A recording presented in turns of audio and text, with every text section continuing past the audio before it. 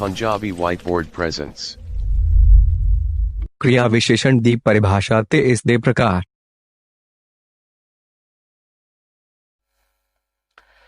ਸਤਿ ਸ੍ਰੀ ਅਕਾਲ ਜੀ, Punjabi white board channel ਤੇ ਤੁਹਾਡਾ ਸਵਾਗਤ ਹੈ।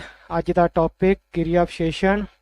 ਅਗਰ ਸ਼ਬਦੀ ਅਰਥਾਂ ਦੀ ਗੱਲ ਕਰੀਏ ਤਾਂ ਕਿਰਿਆ ਉਹ ਸ਼ਬਦ ਹਨ ਤਾਂ ਜਿਸ ਨਾਲ ਮਨੁੱਖ ਜਾਂ ਵਸਤੂ ਦੇ ਕੰਮ ਕਾਲ ਸਹਿਤ ਪ੍ਰਗਟ ਹੋਣ, ਉਸ ਨੂੰ ਕਿਰਿਆ ਕਿਹਾ ਜਾਂਦਾ ਹੈ। ਤੇ ਵਿਸ਼ੇਸ਼ਣ ਜਿਹੜੇ ਸ਼ਬਦ ਨਾਵਾਂ ਤੇ ਪੜਨਾਵਾਂ ਦੀ ਵਿਸ਼ੇਸ਼ਤਾ, ਗੁਣ, ਔਗਣ, ਗਿਣਤੀ, ਮਿਣਤੀ ਆਦਿ ਦੱਸ ਕੇ ਆਮ ਤੋਂ ਖਾਸ ਬਣਾਉਂਦੇ ਹਨ, ਉਹ ਵਿਸ਼ੇਸ਼ਣ ਹੁੰਦੇ ਹਨ।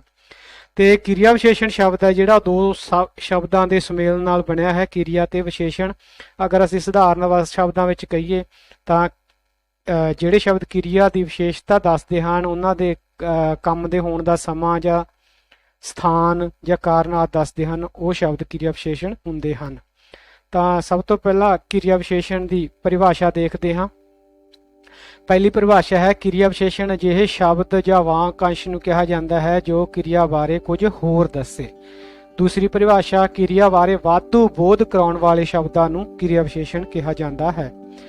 ਤੀਸਰੀ ਪਰਿਭਾਸ਼ਾ ਹੈ, ਜਿਹੜਾ ਸ਼ਬਦ ਕਿਰਿਆ ਦੇ ਹੋਣ ਦਾ ਸਮਾਂ, ਸਥਾਨ, ਕਾਰਨ, ਢੰਗ, ਤਰੀਕਾ ਦੱਸੇ, ਉਸ ਨੂੰ ਕਿਰਿਆ ਵਿਸ਼ੇਸ਼ਣ ਕਿਹਾ ਜਾਂਦਾ ਹੈ।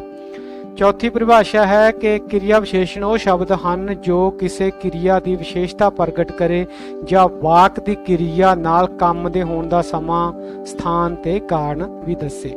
ਤੇ ਆਖਰੀ ਪਰਿਭਾਸ਼ਾ, ਕਿਰਿਆ ਵਿਸ਼ੇਸ਼ਣ ਅਜਿਹੀ ਸ਼੍ਰੇਣੀ ਦੇ ਸ਼ਬਦਾਂ ਤੋਂ ਸੂਚਕ, ਕਾਰਜ, ਘਟਨਾ, ਵਿਹਾਰ ਦੇ ਲੱਛਣ ਜਾਂ ਗੁਣ ਅਰਥਾਤ ਵਿਸ਼ੇਸ਼ਤਾ ਦਾ ਬੋਧ ਕਰਾਉਣ ਵਾਲੇ ਸ਼ਬਦਾਂ ਨੂੰ ਕਿਰਿਆ ਵਿਸ਼ੇਸ਼ਣ ਕਿਹਾ ਜਾਂਦਾ ਹੈ। ਕਿਰਿਆ ਵਿਸ਼ੇਸ਼ਣ ਦੀਆਂ ਉਦਾਹਰਨਾਂ, ਸਰਬਜੀਤ ਤੇਜ਼ ਦੌੜਦਾ ਹੈ। ਇੱਥੇ ਦੌੜਦਾ ਹੈ ਕਿਰਿਆ ਹੈ ਤੇ ਜਿਹੜੀ ਕਿਰਿਆ ਤੇਜ਼ੀ ਨਾਲ ਵਾਪਰ ਰਹੀ ਹੈ, ਤੇਜ਼ ਦੌੜ ਰਿਹਾ, ਤਾਂ ਇਸ ਕਰਕੇ ਤੇਜ਼ ਸ਼ਬਦ ਹੈ ਜਿਹੜਾ ਉਹ ਕਿਰਿਆ ਵਿਸ਼ੇਸ਼ਣ ਹੈ। ਉਹ ਇੱਥੋਂ ਹੁਣੇ ਹੀ ਗਿਆ ਹੈ, ਇੱਥੋਂ ਹੁਣੇ ਕਿਰਿਆ ਵਿਸ਼ੇਸ਼ਣ ਹੈ। ਸੇਵਕ ਬਹੁਤ ਹੌਲੀ ਹੌਲੀ ਤੁਰ ਰਿਹਾ ਸੀ ਤਾਂ ਬਹੁਤ ਹੌਲੀ ਹੌਲੀ ਕਿਰਿਆ ਵਿਸ਼ੇਸ਼ਣ ਹੈ ਇਸ ਵਾਕ ਦੇ ਵਿੱਚ। ਤੇ ਉਹ ਹਰ ਰੋਜ਼ ਗੁਰਦੁਆਰੇ ਜਾਂਦਾ ਹੈ, ਇੱਥੇ ਹਰ ਰੋਜ਼ ਹੈ ਜਿਹੜਾ ਉਹ ਕਿਰਿਆ ਵਿਸ਼ੇਸ਼ਣ ਹੈ। ਪਹਿਲੇ ਤਿੰਨ ਉਦਾਹਰਨਾਂ ਨੇ, ਉਹਨਾਂ ਵਿੱਚ ਅਸੀਂ ਦੇਖਦੇ ਹਾਂ ਕਿ ਜਿਹੜਾ ਤੇਜ਼ ਇੱਥੋਂ ਹੁਣੇ ਬਹੁਤ ਹੌਲੀ ਹੌਲੀ, ਤਿੰਨੇ ਕਿਰਿਆ ਵਿਸ਼ੇਸ਼ਣ ਕਿਰਿਆ ਤੋਂ ਪਹਿਲਾਂ ਲੱਗੇ ਹੋਏ ਹਨ। ਪਰ ਜਿਹੜਾ ਆਖਰੀ ਵਾਕ ਹੈ ਉਹ ਹਰ ਰੋਜ਼ ਗੁਰਦੁਆਰੇ ਜਾਂਦਾ, ਇਹਦੇ 'ਚ ਪਹਿਲਾਂ ਕਰਤਾ, ਫਿਰ ਕਿਰਿਆ ਵਿਸ਼ੇਸ਼ਣ, ਫਿਰ ਕਰਮ, ਫਿਰ ਕਿਰਿਆ। ਤਾਂ ਕਈ ਵਾਰ ਇਹ ਜ਼ਰੂਰੀ ਨਹੀਂ ਹੁੰਦਾ ਕਿ ਕਿਰਿਆ ਵਿਸ਼ੇਸ਼ਣ ਹੈ ਜਿਹੜਾ ਉਹ ਕਿਰਿਆ ਤੋਂ ਪਹਿਲਾਂ ਆਵੇ।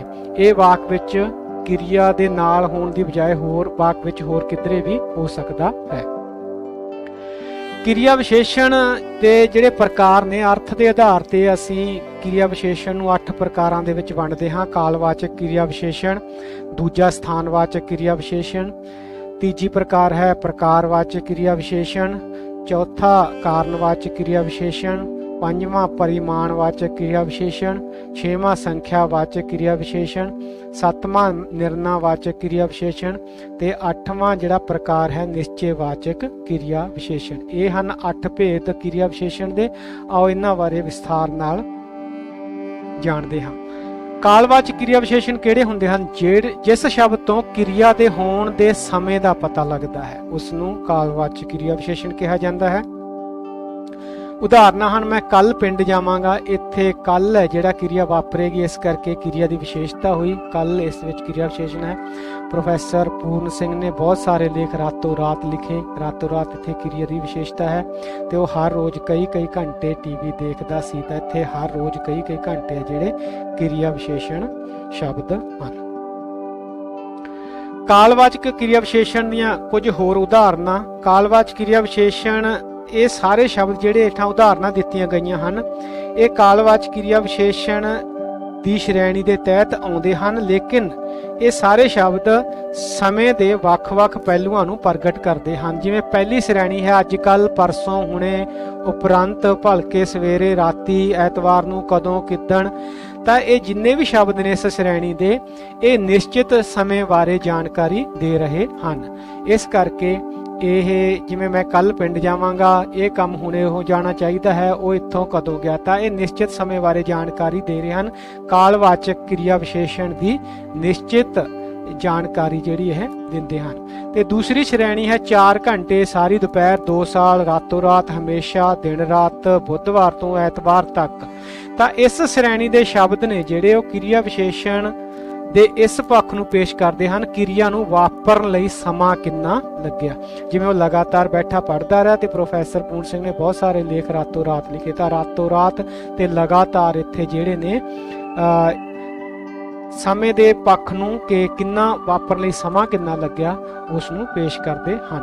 ਤੇ ਹਰ ਰੋਜ਼, ਹਰ ਮਹੀਨੇ, ਦਿਨੋਂ ਦਿਨ, ਹਾੜੀ ਸੌਣੀ, ਕਦੇ ਕਦਾਈ, ਘੜੀ ਮੁੜੀ, ਵਾਰ-ਵਾਰ ਤੇ ਹਮੇਸ਼ਾ, ਇਹ ਕਾਲਵਾਚਕ ਕਿਰਿਆ ਵਿਸ਼ੇਸ਼ਣ ਦੀਆਂ ਹੀ ਉਦਾਹਰਨਾਂ ਹਨ।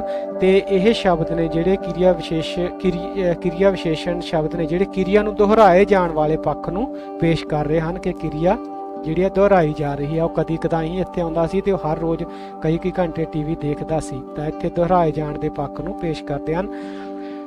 ਦੂਸਰੀ ਪ੍ਰਕਾਰ ਹੈ ਜਿਹੜੀ ਸਥਾਨਵਾਚਕ ਕਿਰਿਆ ਵਿਸ਼ੇਸ਼ਣ, ਕਿਹਨੂੰ ਕਹਿੰਦੇ ਹਨ? ਜਿਨ੍ਹਾਂ ਸ਼ਬਦਾਂ ਤੋਂ ਕਿਰਿਆ ਦੇ ਹੋਣ ਦੇ ਸਥਾਨ ਦਾ ਪਤਾ ਲੱਗਦਾ ਹੈ, ਭਾਵ ਕਿ ਕਿਰਿਆ ਕਿੱਥੇ ਵਾਪਰੇਗੀ ਜਾਂ ਵਾਪਰ ਚੁੱਕੀ ਹੈ, ਉਸ ਨੂੰ ਸਥਾਨਵਾਚਕ ਕਿਰਿਆ ਵਿਸ਼ੇਸ਼ਣ ਕਿਹਾ ਜਾਂਦਾ ਹੈ। ਜਿਵੇਂ ਅਸੀਂ ਛੱਤ ਤੇ ਸੌਂਦੇ ਹਾਂ, ਕਿਰਿਆ ਛੱਤ ਤੇ ਵਾਪਰੀ ਹੈ ਤੇ ਛੱਤ ਤੇ ਜਿਹੜਾ ਸ਼ਬਦ ਹੈ ਸਥਾਨਵਾਚਕ ਕਿਰਿਆ ਵਿਸ਼ੇਸ਼ਣ ਹੈ।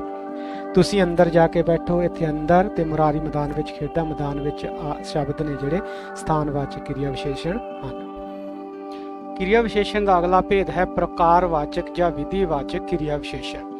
ਜਿਸ ਸ਼ਬਦ ਤੋਂ ਕਿਰਿਆ ਦੇ ਹੋਣ ਦੇ ਢੰਗ, ਤਰੀਕੇ ਜਾਂ ਪ੍ਰਕਾਰ ਦਾ ਪਤਾ ਲੱਗੇ ਉਸ ਨੂੰ ਪ੍ਰਕਾਰਵਾਚਕ ਜਾਂ ਵਿਧੀਵਾਚਕ ਕਿਰਿਆ ਵਿਸ਼ੇਸ਼ਣ ਕਿਹਾ ਜਾਂਦਾ ਹੈ।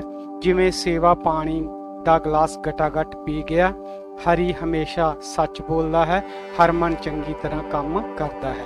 ਇਹਨਾਂ ਵਿੱਚ ਗਟਾਗਟ, ਹਮੇਸ਼ਾ ਤੇ ਚੰਗੀ ਤਰ੍ਹਾਂ ਸ਼ਬਦ ਨੇ ਜਿਹੜੇ ਕਿਰਿਆ ਵਿਸ਼ੇਸ਼ਣ ਨੇ ਤੇ ਕਿਰਿਆ ਦੇ ਹੋਣ ਦਾ ਢੰਗ ਤੇ ਤਰੀਕਾ ਦੱਸ ਰਹੇ ਹਨ। ਉਸ ਤੋਂ ਅਗਲਾ ਪ੍ਰਕਾਰ ਹੈ ਕਾਰਨਵਾਚਕ ਕਿਰਿਆ ਵਿਸ਼ੇਸ਼ਣ। ਜਿਸ ਸ਼ਬਦ ਤੋਂ ਕਿਸੇ ਕਿਰਿਆ ਦੇ ਹੋਣ ਦਾ, ਕੀਤੇ ਜਾਣ ਦਾ ਜਾਂ ਨਾ ਕੀਤੇ ਜਾਣ ਦਾ ਕਾਰਨ ਪਤਾ ਚੱਲੇ ਉਸ ਨੂੰ ਕਾਰਨਵਾਚਕ ਕਿਰਿਆ ਵਿਸ਼ੇਸ਼ਣ ਕਿਹਾ ਜਾਂਦਾ ਹੈ। ਜਿਵੇਂ ਗਰੀਬ ਭੁੱਖ ਨਾਲ ਮਰ ਗਿਆ, ਉਸਨੇ ਮਿਹਨਤ ਕੀਤੀ ਸੀ ਇਸ ਲਈ ਪਾਸ ਹੋ ਗਿਆ। ਇਹਨਾਂ ਵਿੱਚ ਭੁੱਖ ਨਾਲ ਤੇ ਇਸ ਲਈ ਕਿਰਿਆ ਦਾ ਕਾਰਨ ਦੱਸ ਰਹੇ ਨੇ, ਇਸ ਕਰਕੇ ਕਾਰਨਵਾਚਕ ਕਿਰਿਆ ਵਿਸ਼ੇਸ਼ਣ ਹਨ। ਪਰਿਮਾਣਵਾਚਕ ਕਿਰਿਆ ਵਿਸ਼ੇਸ਼ਣ। ਜਿਸ ਸ਼ਬਦ ਤੋਂ ਕਿਸੇ ਕਿਰਿਆ ਦੇ ਪਰਿਮਾਣ, ਮਿਣਤੀ ਜਾਂ ਮਿਕਦਾਰ ਦਾ ਪਤਾ ਲੱਗੇ ਉਸ ਨੂੰ ਪਰਿਮਾਣਵਾਚਕ ਕਿਰਿਆ ਵਿਸ਼ੇਸ਼ਣ ਕਿਹਾ ਜਾਂਦਾ ਹੈ। ਜਿਵੇਂ ਤੁਹਾਨੂੰ ਰੋਜ਼ ਥੋੜਾ ਥੋੜਾ ਕੰਮ ਕਰਨਾ ਚਾਹੀਦਾ ਹੈ, ਸਿਆਣੇ ਲੋਕ ਬਹੁਤ ਘੱਟ ਬੋਲਦੇ ਹਨ। ਤਾਂ ਥੋੜਾ ਥੋੜਾ ਤੇ ਬਹੁਤ ਘੱਟ ਜਿਹੜੀ ਕਿਰਿਆ ਦੀ ਮਾਤਰਾ ਵੱਲ ਸੰਕੇਤ ਕਰ ਰਹੇ ਹਨ ਤੇ ਇਸ ਕਰਕੇ ਇਹ ਪਰਿਮਾਣਵਾਚਕ ਕਿਰਿਆ ਵਿਸ਼ੇਸ਼ਣ ਹਨ। ਸੰਖਿਆਵਾਚਕ ਕਿਰਿਆ ਵਿਸ਼ੇਸ਼ਣ ਕੀ ਹੁੰਦੇ ਹਨ? ਜਿਹੜੇ ਸ਼ਬਦ ਤੋਂ ਕਿਰਿਆ ਦੀ ਵਾਰੀ ਜਾਂ ਦੁਹਰਾ ਦਾ ਪਤਾ ਲੱਗੇ ਉਸ ਨੂੰ ਸੰਖਿਆਵਾਚਕ ਕਿਰਿਆ ਵਿਸ਼ੇਸ਼ਣ ਕਿਹਾ ਜਾਂਦਾ ਹੈ। ਜਿਵੇਂ ਉਹ ਘੜੀ ਮੁੜੀ ਪਿੱਛੇ ਨੂੰ ਦੇਖਦਾ ਹੈ, ਕੁਲਵਿੰਦਰ ਵਾਰ-ਵਾਰ ਝੂਠ ਬੋਲਦਾ ਹੈ। ਤਾਂ ਇਹਨਾਂ ਦੇ ਵਿੱਚ ਵਾਰੀ ਜਾਂ ਦੁਹਰਾ ਦਾ ਪਤਾ ਲੱਗਦਾ ਹੈ, ਇਹ ਸੰਖਿਆਵਾਚਕ ਕਿਰਿਆ ਵਿਸ਼ੇਸ਼ਣ ਹਨ। ਨਿਰਣਾਵਾਚਕ ਕਿਰਿਆ ਵਿਸ਼ੇਸ਼ਣ। ਜਿਹੜੇ ਕਿਰਿਆ ਵਿਸ਼ੇਸ਼ਣ ਕੰਮ ਹੋਣ ਦੇ ਜਾਂ ਨਾ ਹੋਣ ਦਾ ਨਿਰਣਾ ਦੱਸਣ ਉਹਨਾਂ ਨੂੰ ਨਿਰਣਾਵਾਚਕ ਕਿਰਿਆ ਵਿਸ਼ੇਸ਼ਣ ਕਿਹਾ ਜਾਂਦਾ ਹੈ। ਜਿਵੇਂ ਹਾਂਜੀ ਮੈਂ ਇਸ ਵਾਰ ਮਿਹਨਤ ਕਰਾਂਗਾ, ਸਤ ਵਚਨ ਮੈਂ ਕੱਲ ਤੱਕ ਭਾਸ਼ਣ ਲਿਖ ਲਿਆਵਾਂਗਾ, ਤੀਜਾ ਮੈਂ ਨਹੀਂ ਜਾਵਾਂਗਾ। ਤੇ ਇਹਨਾਂ ਸ਼ਬਦਾਂ ਦੇ ਵਿੱਚ ਜਿਹੜੇ ਹਾਂਜੀ, ਸਤ ਵਚਨ ਤੇ ਨਹੀਂ ਸ਼ਬਦ ਨੇ ਜਿਹੜੇ ਉਹ ਕਿਰਿਆ ਦੇ ਹੋਣ ਦਾ ਜਾਂ ਨਾ ਹੋਣ ਦਾ ਨਿਰਣਾ ਦੇ ਰਹੇ ਹਨ। ਇਸ ਤੋਂ ਅਗਲੀ ਪ੍ਰਕਾਰ ਹੈ ਨਿਸ਼ਚੈਵਾਚਕ ਜਾਂ ਤਾਕੀਦੀ ਕਿਰਿਆ ਵਿਸ਼ੇਸ਼ਣ। ਜਿਸ ਸ਼ਬਦ ਤੋਂ ਕਿਰਿਆ ਬਾਰੇ ਨਿਸ਼ਚੇ ਜਾਂ ਵਿਸ਼ਵਾਸ ਦੇ ਭਾਵ ਪ੍ਰਗਟ ਹੋਣ ਉਸ ਨੂੰ ਨਿਸ਼ਚੈਵਾਚਕ ਕਿਰਿਆ ਵਿਸ਼ੇਸ਼ਣ ਕਿਹਾ ਜਾਂਦਾ ਹੈ। ਜਿਵੇਂ ਤੁਸੀਂ ਬਿਲਕੁਲ ਠੀਕ ਗੱਲ ਕਹੀ ਹੈ ਤੇ ਦੂਸਰਾ ਉਦਾਹਰਨ ਹੈ ਬਿਲਕੁਲ ਠੀਕ ਹੈ ਕਿ ਪੜ੍ਹਾਈ ਨਾਲ ਮਨੁੱਖ ਦਾ ਤੀਜਾ ਨੇਤਰ ਖੁੱਲਦਾ ਹੈ। ਇਹਨਾਂ ਵਿੱਚ ਬਿਲਕੁਲ ਠੀਕ ਸ਼ਬਦ ਹੈ ਜਿਹੜੇ ਉਹ ਕਿਰਿਆ ਦਾ ਵਿਸ਼ਵਾਸ ਪ੍ਰਗਟ ਕਰ ਰਹੇ ਨੇ ਕਿਰਿਆ ਦੇ ਉੱਤੇ, ਇਸ ਕਰਕੇ ਇਹ ਤਾਕੀਦੀ ਜਾਂ ਨਿਸ਼ਚੈਵਾਚਕ ਕਿਰਿਆ ਵਿਸ਼ੇਸ਼ਣ ਹਨ। ਇਹ ਸੀਗਾ ਕਿਰਿਆ ਵਿਸ਼ੇਸ਼ਣ ਦੀ ਪਰਿਭਾਸ਼ਾ ਤੇ ਉਸ ਦੇ ਪ੍ਰਕਾਰ। ਕਿਰਿਆ ਵਿਸ਼ੇਸ਼ਣ ਦੀਆਂ ਜਿਹੜੀਆਂ 3 ਅਵਸਥਾਵਾਂ ਹੁੰਦੀਆਂ ਨੇਗੀਆਂ। ਪਹਿਲੀ ਹੈ ਸਧਾਰਨ ਅਵਸਥਾ। ਜਦ ਕਿਰਿਆ ਵਿਸ਼ੇਸ਼ਣ ਕੇਵਲ ਕਿਰਿਆ ਦਾ ਹੀ ਕੰਮ ਦੇਣ, ਉਹ ਹੋਰ ਕੋਈ ਕੰਮ ਨਾ ਕਰਨ, ਉਹਨਾਂ ਨੂੰ ਸਧਾਰਨ ਅਵਸਥਾ ਕਿਰਿਆ ਵਿਸ਼ੇਸ਼ਣ ਦੀ ਕਿਹਾ ਜਾਂਦਾ ਹੈ। ਜਿਵੇਂ ਸ਼ਾਮ ਸਿੰਘ ਕਾਲਾ ਤੁਰਦਾ ਹੈ, ਮੈਂ ਸਵੇਰੇ ਆਵਾਂਗਾ।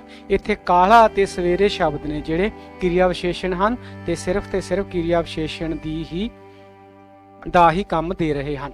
ਦੂਸਰੀ ਹੈ ਪ੍ਰਸ਼ਨਿਕ ਅਵਸਥਾ। ਜਦੋਂ ਕੋਈ ਕਿਰਿਆ ਵਿਸ਼ੇਸ਼ਣ ਸ਼ਬਦ ਕਿਰਿਆ ਵਿਸ਼ੇਸ਼ਣ ਹੋਣ ਦੇ ਨਾਲ ਨਾਲ ਪੁੱਛਣ ਦਾ ਵੀ ਕੰਮ ਕਰੇ, ਉਹ ਕੁਐਸਚਨ ਕਰੇ, ਸਵਾਲ ਪੁੱਛੇ, ਉਸ ਨੂੰ ਪ੍ਰਸ਼ਨਿਕ ਅਵਸਥਾ ਕਿਹਾ ਜਾਂਦਾ ਹੈ। ਜਿਵੇਂ ਇਹ ਦੁਰਘਟਨਾ ਕਿੱਥੇ ਹੋਈ, ਤੁਸੀਂ ਕਦੋਂ ਆਓਗੇ। ਤਾਂ ਕਿੱਥੇ ਤੇ ਕਦੋਂ ਸ਼ਬਦ ਜਿੱਥੇ ਕਿਰਿਆ ਵਿਸ਼ੇਸ਼ਣ ਹਨ ਉੱਥੇ ਇਹ ਪ੍ਰਸ਼ਨ ਸਵਾਲ ਵੀ ਪੁੱਛ ਰਹੇ ਹਨ, ਇਸ ਕਰਕੇ ਇਹਨਾਂ ਨੂੰ ਕਿਰਿਆ ਵਿਸ਼ੇਸ਼ਣ ਦੀ ਪ੍ਰਸ਼ਨਿਕ ਅਵਸਥਾ ਕਿਹਾ ਜਾਂਦਾ ਹੈ। ਤੀਸਰੀ ਹੈ ਯੋਜਕੀ ਅਵਸਥਾ ਵਾਲੇ ਕਿਰਿਆ ਵਿਸ਼ੇਸ਼ਣ, ਉਹ ਸ਼ਬਦ ਜੋ ਕਿਰਿਆ ਵਿਸ਼ੇਸ਼ਣ ਹੋਣ ਤੇ ਦੋ ਵਾਕਾਂ ਨੂੰ ਜੋੜਨ ਦਾ ਕੰਮ ਵੀ ਕਰਨ, ਉਹ ਤਾਂ ਉੱਥੇ ਯੋਜਕੀ ਅਵਸਥਾ ਹੁੰਦੀ ਹੈ। ਜਿਵੇਂ ਜਿੱਥੇ ਤੁਸੀਂ ਆਖੋਗੇ ਆ ਮਿਲਾਂਗਾ, ਜਦ ਉਹ ਆਵੇਗਾ ਤਦ ਮੈਂ ਚੱਲਾਂਗਾ। ਇਸ ਵਾਕ ਵਿੱਚ ਜਿੱਥੇ ਤੇ ਜਦ ਸ਼ਬਦ ਨੇ ਜਿਹੜੇ ਉਹ ਯੋਜਕੀ ਅਵਸਥਾ ਦੇ ਵਿੱਚ ਹਨ, ਕਿਉਂਕਿ ਇਹ ਜਿੱਥੇ ਕਿਰਿਆ ਵਿਸ਼ੇਸ਼ਣ ਹਨ ਉੱਥੇ ਇਹ ਦੋ ਸ਼ਬਦਾਂ ਨੂੰ ਆਪਸ ਦੇ ਵਿੱਚ ਜੋੜ ਰਹੇ ਹਨ। ਯੋਜਕ ਤੇ ਸੰਬੰਧਕ ਬਾਰੇ ਜਾਣਕਾਰੀ ਅਗਲੀ ਵੀਡੀਓ ਦੇ ਵਿੱਚ ਦੇਵਾਂਗੇ ਜੀ। ਸੋ ਪੰਜਾਬੀ ਵਾਈਟ ਬੋਰਡ ਚੈਨਲ ਨੂੰ ਸਬਸਕ੍ਰਾਈਬ ਕਰ ਲੈਣਾ। ਇਸ ਵੀਡੀਓ ਨੂੰ ਦੇਖਣ ਲਈ ਤੁਹਾਡਾ ਧੰਨਵਾਦ। ਵੀਡੀਓ ਨੂੰ ਲਾਈਕ ਤੇ ਸ਼ੇਅਰ ਜ਼ਰੂਰ ਕਰ ਲੈਣਾ। ਤੁਹਾਡੇ ਵਡਮੁੱਲੇ ਸੁਝਾਵਾਂ ਦਾ ਸਾਨੂੰ ਇੰਤਜ਼ਾਰ ਰਹੇਗਾ। ਕਮੈਂਟ ਬਾਕਸ ਵਿੱਚ ਤੁਸੀਂ ਸੁਝਾਅ ਵੀ ਦੇ ਸਕਦੇ ਹੋ ਤੇ ਹੱਲਾਸ਼ੇਰੀ ਵੀ ਦੇ ਸਕਦੇ ਹੋ। ਅਗਰ ਕੋਈ ਗਲਤੀ ਹੈ ਉਸ ਬਾਰੇ ਵੀ ਸਾਨੂੰ ਦੱਸ ਸਕਦੇ ਹੋ। ਵੀਡੀਓ ਦੇਖਣ ਲਈ ਤੁਹਾਡਾ ਬਹੁਤ ਬਹੁਤ ਧੰਨਵਾਦ। Please like and share video. Subscribe channel Punjabi Whitebird.